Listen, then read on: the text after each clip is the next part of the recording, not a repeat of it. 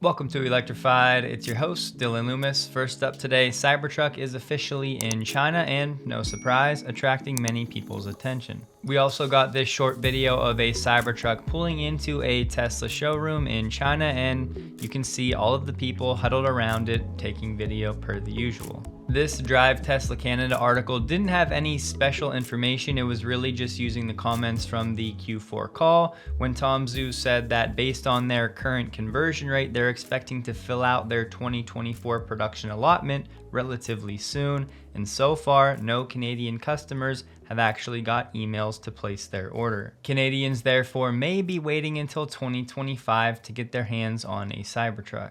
This is the homepage of the Del Valle International School District, where it's showing Tesla donating $600,000 for a new Gigafactory for their manufacturing studio with a Cybertruck in the background. Del Valle is in Travis County, Texas. Currently, they have just over 11,000 students spanning elementary schools, middle schools, high schools, and a few others. This P-Tech manufacturing studio is a 4-year program preparing students for careers in robotics and automation. The Tesla team is proud to help provide manufacturing and automotive training equipment, and already 144 students have been hired into full-time Tesla jobs through the manufacturing development program. This partnership between Tesla and Del Valle started back in 2021 when they created a student training program for high school students that were interested in working at Giga Texas. Martin Viecha spilled the beans on the Model 3 Plus performance, saying, "Congrats James May, who used to work at Top Gear." Martin said, "You should get the performance one once that comes out." So if it wasn't official before, I think this is enough to make it official now. Sadly, the big question still remains, when is the performance Model 3 Plus coming out? But hopefully this removes any doubt if there was some left. Here we have a Tesla software update that's already been pushed and the problem has been fixed.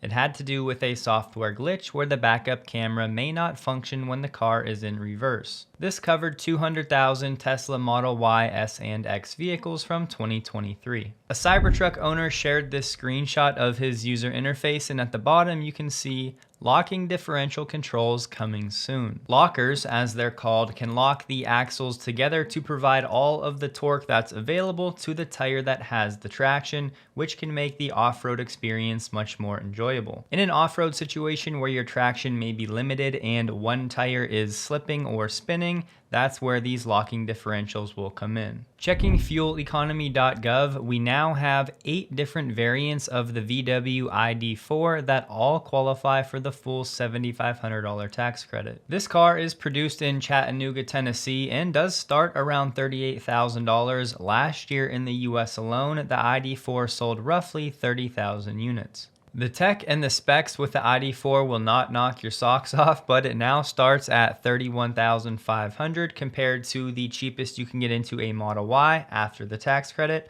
of about $36,500, so about $5,000 more affordable for the entry ID.4. Is it worth the savings though for all of the trade-offs? As we know, that's an entirely different question. Kathy Hochul, the first female governor of New York State, today just announced 2 giant computing projects totaling more than $900 million in state and private sector investment. As part of that $900 million total, Tesla will be spending more than $500 million over 5 years to install a Dojo supercomputer at Giga New York. The other $400 million will be for an Empire AI computing center at the University of Buffalo. Elon chimed in saying the governor's correct, this is a Dojo supercomputer, but $500 million, while obviously a large sum of money, is only equivalent to a 10,000 H100 system from NVIDIA, or about 50,000 a pop. Tesla will spend more than that on NVIDIA hardware this year. The table stakes for being competitive in AI are at least several billion dollars per year at this point. Then Elon was asked if Tesla has any plans to buy chips from AMD, to which Elon said yes. Pretty interesting timing for Elon to chime in on the AMD chip acquisition, as just a few weeks ago, AMD announced their MI300X GPU that's supposed to be a direct competitor to the NVIDIA H100. AMD has claimed the MI300X outperforms the H100 across various critical metrics. AMD is expecting the MI300X chips will be the quickest product to surpass $1 billion in sales a milestone it projects will be reached around mid-2024. Certainly encouraging to hear this from Tesla right after reiterating those long shot comments. Doing the math though, if we assume Tesla spends roughly $3 billion on NVIDIA and AMD chips, that means the dojo spend on this project is only about 16% of that. However, if you've been following along over the past few months, we've also heard that Tesla was working on that bunker at Giga Texas for another dojo supercomputer facility. As I said yesterday, even if dojo is a long shot, I love to see Tesla taking the risk because looking at their track record, they have a pretty good one when it comes to making long shots successful. And we know Tesla started this dojo project at a facility in Palo Alto. Additionally, Elon told us last year Tesla plans to invest well over $1 billion in developing dojo by the end of this year. Between Palo Alto, Giga Austin, and now this new facility in Buffalo, Tesla most likely on track for over $1 billion spend with dojo already. I think Elon's announcement that Tesla's going to buy AMD chips as well is almost as important as this dojo announcement because we know it can be tough to get those H100s from NVIDIA. At this point, Tesla is just buying as much compute power as it can get since that is the limiting factor when it comes to training all of this video data. Going forward, now they'll have three main options to see which one works the best and they can iterate from there. What I'm about to share with you is actually what kickstarted biohacking in Silicon Valley. The coders and the gamers were looking for a way to stay fueled without having to stop to take a break. Soylent is the sponsor of this video, but here's the truth. Like most humans, Ashley and I get cravings sometimes for things like cookies or ice cream. Soylent has become an awesome snack replacement to satiate those cravings, but also to get key nutrients. You can start with a variety pack, taste is subjective, but Ashley and I's favorites, mint chocolate and creamy chocolate. Soylent is portable, they don't require refrigeration, there's no artificial colors or flavors, it's vegan and gluten-free, there are 20 grams of protein in every serving and only 1 gram of sugar. Ashley and I think they taste great and they have healthy fats which really do help fuel my brain through the later hours in the day. Kantar Research did a study of over 40,000 people and Soylent won Product of the Year and it's been dubbed the world's most perfect food. Despite the hype and all of the demand, they've kept their products affordable. The first 500 people to use my link and my code Electrified30 will get 30% off their first subscription. The link is in the description below. Enjoy. The purchase of an EV is completely discretionary. And so when you lay over some of the concerns that, I mentioned a little earlier, combined with an economy that's somewhat uncertain, from a pricing standpoint, it could be a tough year for selling EVs. It's going to continue to grow, but automakers are going to have to make a choice. Do they potentially cut prices to stimulate demand, or do they live with undercapacity utilization at their plants? Either way, that could hit their margins. On that front, today, Polestar just announced it plans to cut around 450 jobs globally, or about 15% of its total workforce amid challenging market conditions. They'll also reduce their external spend, and now we have some analysts calling for Polestar to go private again. All time, Polestar stock is down about 77% and sits at roughly a $4.5 billion market cap. That Elon tweet back in 2018 about factory workers potentially losing some of their stock options if they were to unionize is under scrutiny again. This time, a U.S. appeals court is considering whether the National Labor Relations Board has the power to police social media. The takeaway so far, it's not clear how the court is leaning. One circuit judge said, "It seems to me if we uphold a categorical barrier where the NLRB can't consider what's on Twitter, it just creates a potential Wild West of unfair labor practices that could never be addressed." The counter-argument, allowing the NLRB to police comments made outside the workplace would violate employers' free speech rights under the Constitution. Too early to know how this one ends.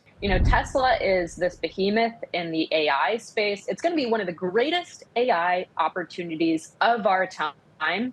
And I think to ignore that is frankly wrong when thinking about the stock. So I'm excited about it. I mean, when you look at EVs as a whole, traditional automakers are cutting back on their electric vehicle platforms. I mean, that's a bad idea because EVs are already cost competitive with gas-powered cars. And guess what? It's only going to get cheaper. So this is the future. And Tesla is the leader there. Yeah, so we're currently updating our model. Look out for, let's say, over the next few months, an updated price target from us for 2028. And actually, our big ideas deck, our annual research presentation on the technologies that we cover as a whole, is coming out soon. So that'll give you a little preview. From Renew Economy, in the Australian market, battery storage is now the dominant player in the provision of key services to the grid. Batteries took a 50% share in the frequency and ancillary services FCAS market in the December quarter, up 38% from a year earlier. Part of the reason is the speed and versatility of battery storage, and these systems are the only technologies quick and smart enough to respond competitively. Overall, total frequency and ancillary service costs for the quarter were $33 million, a $6 million reduction from the September quarter last year. And it was just slightly more than half the $64 million cost of the same quarter in 2022. We want to deploy zero emissions vehicles, reduce our carbon footprint, but we've still got to make sure we can run our operations and deliver our goods across the country. Pepsi operates about 21 Tesla semis out of their Sacramento distribution center. Their goal is to work out any operational challenges that come with replacing diesel-powered trucks, which can cover more than 1,000 miles on a tank. These trucks can run up to 500 miles on a single charge in a single day. So between two drivers, one truck, 24 hours, we were able to run 1,076 miles on a single electric truck. So we've got 750 kilowatt chargers here in Sacramento to allow us to charge those trucks quickly. Pepsi continues to be a great champion for the Tesla Semi, and hopefully by the end of this year, we start to see that volume production in Giga Nevada, and I would imagine the Semi is going to have some pretty healthy margins. As always, once the production line is running closer to scale. For some context on Tesla deploying 14.7 gigawatt hours of battery storage in 2023, Germany's total cumulative installs as of the end of 2022 stood at 6.5 gigawatt hours across all market segments, rising to 11.2 gigawatt hours by the end of 2023. Translation: Tesla installed more battery energy storage than Germany has cumulatively as of the end of last year. So first, I'll say on Robotaxis, I mean, I'd encourage everyone to look at the videos online that are coming out of FSD, full self-driving version 12. It's amazing. It drives like a human. People are doing full drives, zero interventions. So the fact of the matter is, robotaxis are already possible today, just in select areas. I'm not saying it works everywhere, right? But we have evidence that it's possible. We see other companies like Waymo also telling us that it's possible. But Tesla itself has great technology. And when we think of scale and the number of cars that they're producing, to put this in perspective, the data advantage that Tesla has is orders of magnitude higher than other players. Tesla is collecting or is able to look at data from more than 2 million miles per day of customers driving in full self-driving mode. That compares with other players like Waymo that, they might have collected single-digit millions in the lifetime of the project. So again, I think robotaxis are already here. Don't miss this opportunity. The board chair of Mercedes dealerships is saying that the industry needs to get a better handle on demand and adoption rates for electric vehicles. He said, "I think adoption rates maybe didn't fall into some of the numbers we would have hoped for, which would have made this transition a little bit easier. We want to help shape their sales programs in this world where EV adoption rates are not equal across the country. That's a real challenge for every manufacturer. How do you deal with California that's at 40 or 50% EV adoption, and maybe New York that's 15% with others at 5%? When asked what the biggest challenge for Mercedes dealers in 2024 would be, figuring out EV adoption. Secondarily, vehicle affordability is an issue and interest rates have not helped. But there's one other issue investors need to look at, and that is for the last 10 years when it comes to EVs, it's all been about range and price. Now it's moving over to being about tariffs and privacy. Because as you point out, Will Tesla and will BYD come to the U.S.? They're absolutely coming to the U.S. They're already selling buses here successfully. They've started selling in Europe. But consumers are increasingly going to ask the question, do I feel comfortable driving a car with a Chinese IoT device that knows where I'm going, maybe listening in on me? That's a big issue. And then the tariff issue is another big one.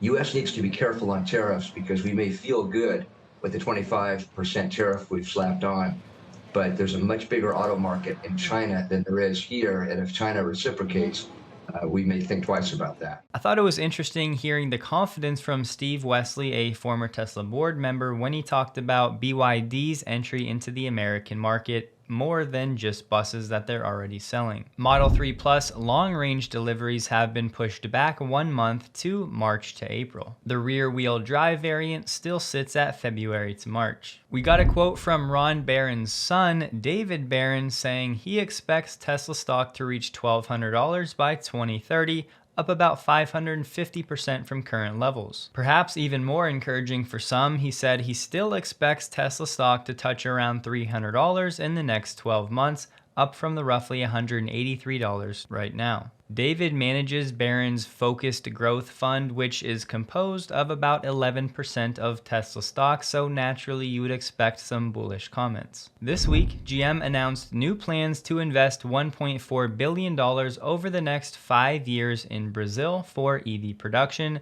Stellantis and VW are expected to make similar investments, and it sounds like they're all after some tax incentives. GM Authority is also reporting that there's an enormous new structure being added in Michigan that is expected to support the production of new GM EVs. The last time we heard about this was when the Sierra and the Silverado EVs were delayed toward the end of 2025, so we'll see if anything changes. We've talked about this one a few times before, but now we have Cruise under investigation by almost all of the US federal agencies. Cruise said it's cooperating with the Justice Department, the SEC, among other state and federal agencies, examining how they handled that one pedestrian accident. Cruise hired an independent law firm to review the company, and the conclusion: the reason for Cruise's failings in this instance are numerous. Poor leadership, mistakes in judgment, lack of coordination, an us versus them mentality with regulators, and a fundamental misapprehension of Cruise's obligations of accountability and transparency to the government and to the public. Even worse, even after the agencies got their hands on the full video of what happened when Cruise only shared a portion of it, Cruise still did not correct the public narrative but continued instead to share incomplete facts and video about the accident with the media and the public. Honda's first all-electric SUV, the Prologue, is set to arrive in dealerships this March with 296 miles of EPA range. Starting price, $47,400. Honda said it'll have an 85 kilowatt-hour pack and charge up to 150 kilowatts. The word is this car is going to be built in Mexico, but the Groove Honda website is saying the 2024 Honda Prologue will be eligible for a tax credit up to $7,500. In Germany, Mercedes plans to sell all of its car dealerships, but they said it's not because of financial problems. They're describing this move as a realignment. The article doesn't give much information. They just said these dealerships are not going to cease operations. They're just going to be sold to other operators. I'm not quite sure where this is from, but John shared this image of the Project Midsize, the third EV from Lucid Motors that's supposed to come after the Lucid Gravity. Still under wraps, and we'll see if they can make it to production of that vehicle. This is supposed to be Lucid's Model Y. According to some public documents, it looks like Rivian is setting up for an event on March 7th this year where they may actually unveil their R2 platform. Rivian was looking to book part of Laguna Beach for a half-day public event on March 7th. Porsche has announced its second EV, the Macan, starting at $80,400. It'll have a 100 kilowatt-hour battery on an 800 volt architecture with charging speeds up to 270 kilowatts. Porsche said it'll release the range of this vehicle closer to delivery. Pre-orders for the Macan are open now, and Porsche estimates deliveries will begin in the second half of this year. This right here was a top 10 list shared by Dan Ives on what Tesla and Elon need to do to turn around the narrative on Wall Street. I'm not going to read them to you, so pause if you would like. Don't forget, check out Soylent, linked below. Take advantage of that discount. Thank you in advance if you do. Hope you guys have a wonderful and a safe weekend. Please like the video if you did. You can find me on X, linked below. And a huge thank you to all of my Patreon supporters.